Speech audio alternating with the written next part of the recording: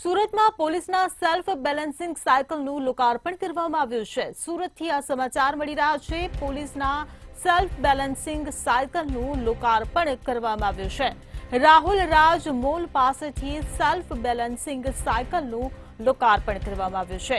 ત્યારે રાજ્ય ગૃહમંત્રી હર્ષ સંઘવીના હસ્તે આ લોકાર્પણ કરવામાં આવ્યું છે। પોલીસ ભીડભાડવાળા વિસ્તારોમાં પેટ્રોલિંગ કરશે। ત્યારે 4 વ્હીલ અને 2 વ્હીલ ગાડીઓ પણ પહોંચી શકતી નથી। તો ત્યાં આ સાયકલ સુરત પોલીસ માટે ખૂબ જ ઉપયોગી સાબિત થશે। તો રાહુલ રાજ મોલ પાસેથી સેલ્ફ બેલેન્સિંગ સાયકલનું લોકાર્પણ કરવામાં આવ્યું છે।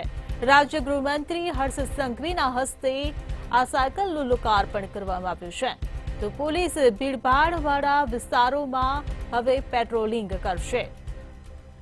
તો 4 વ્હીલ અને 2 વ્હીલ ગાડીઓ પણ જે ભીડભાડવાળી જગ્યાએ પહોંચી નથી શકતી તેવા વિસ્તારોમાં આ સાયકલ સુરત પોલીસ માટે ઉપયોગી બનશે।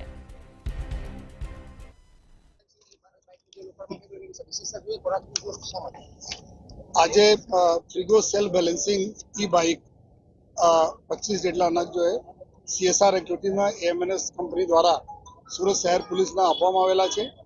અને એક બાઇક જો એક વખત અમે ચાર્જ કરીએ તો 25 કિલોમીટર તક ચાલી શકે છે। 18 કિલોમીટરની એના મેક્સિમમ સ્પીડ બી રહે છે।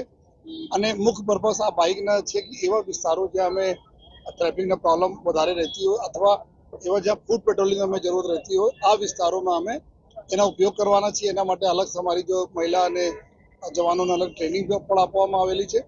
આમાં વેપન સાથે ગ્રીન પ્રોજેક્ટ અંતર્ગત ફ્રીગો આ ઇલેક્ટ્રિક સેલ્ફ બેલેન્સિંગ બાઇકની જે વ્યવસ્થા કરવામાં આવી છે આ આજના ટેકનોલોજી વાળા યુગમાં સ્માર્ટ પોલીસિંગ માટેનો એક ખૂબ જ મહત્વનો પગલું એ સુરત પોલીસ દ્વારા ભરવામાં આવ્યું છે। અને ખૂબ સરસ 25 આ સેલ્ફ બેલેન્સિંગ બાઇક આપણે સુરત પોલીસે AMNS ની મદદથી મેળવેલા છે।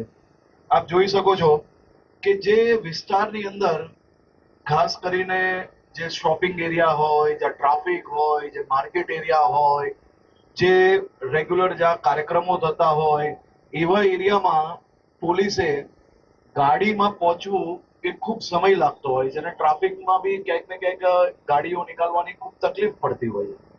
તો સ્માર્ટ પોલીસિંગનું એક સૌથી ઉત્તમ ઉદાહરણ આજે આપણે સૌની સમક્ષ છે કે ટેકનોલોજીનો ઉપયોગ કરવો, ઈ વ્હીકલ વધારે ઉપયોગ કરવો, એટલે કે ગ્રીન પ્રોજેક્ટમાં બી AMNS દ્વારા જે આ મદદ મળી છે આ ખૂબ મહત્વની છે। અને ખાસ કરીને હું AMNS ની આખી ટીમને ખૂબ અભિનંદન અને આભાર માનું છું।